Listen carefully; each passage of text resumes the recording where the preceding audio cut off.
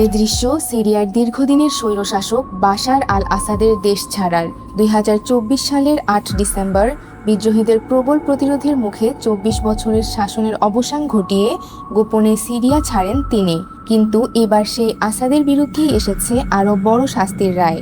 ক্ষমতাচ্যুত হওয়ার প্রায় আড়াই বছর পর ১১ আগস্ট মঙ্গলবার পরিকল্পিত হত্যাকাণ্ডের দায়ে বাশার আল আসাদকে দোষী সাব্যস্ত করে মৃত্যুদণ্ড দিয়েছেন দামেস্কের একটি ফৌজদারি আদালত। বাশার আল আসাদের পরিবার প্রায় ৫৩ বছর সিরিয়া শাসন করেছে। তার বাবা হাফিজ আল আসাদ ১৯৭১ থেকে ২০০০ সাল পর্যন্ত দেশটির প্রেসিডেন্ট ছিলেন। বাবার মৃত্যুর পর ২০০০ সালে ক্ষমতায় আসেন বাশার। শুরুতে সংস্কারপন্থী ভাবমূর্তি তৈরির চেষ্টা করলেও সময়ের সঙ্গে তিনিও হয়ে ওঠেন কঠোর কর্তৃত্ববাদী শাসক। ২০১১ সালে আরব বসন্তের ঢেউ পৌঁছে যায় সিরিয়ায়। শুরু হয় আসাদ বিরোধী ব্যাপক বিক্ষোভ। আন্দোলন দমনে কঠোর অবস্থান নেন বাশার। সরকারি দমনপীড়নের বিরুদ্ধে এক পর্যায়ে অস্ত্র হাতে নেয় বিরোধীরা। শুরু হয় ভয়াবহ গৃহযুদ্ধ।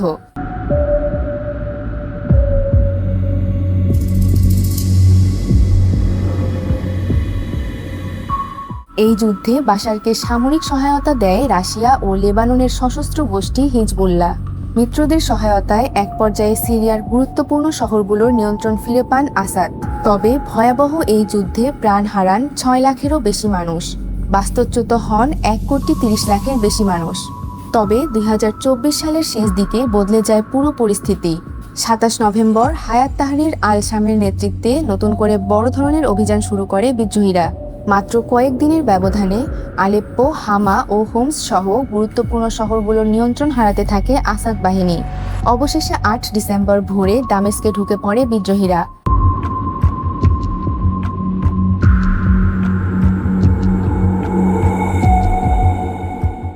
পতন নিশ্চিত বুঝতে পেরে দ্রুত রাজধানী ছাড়েন বাশার আল আসাদ।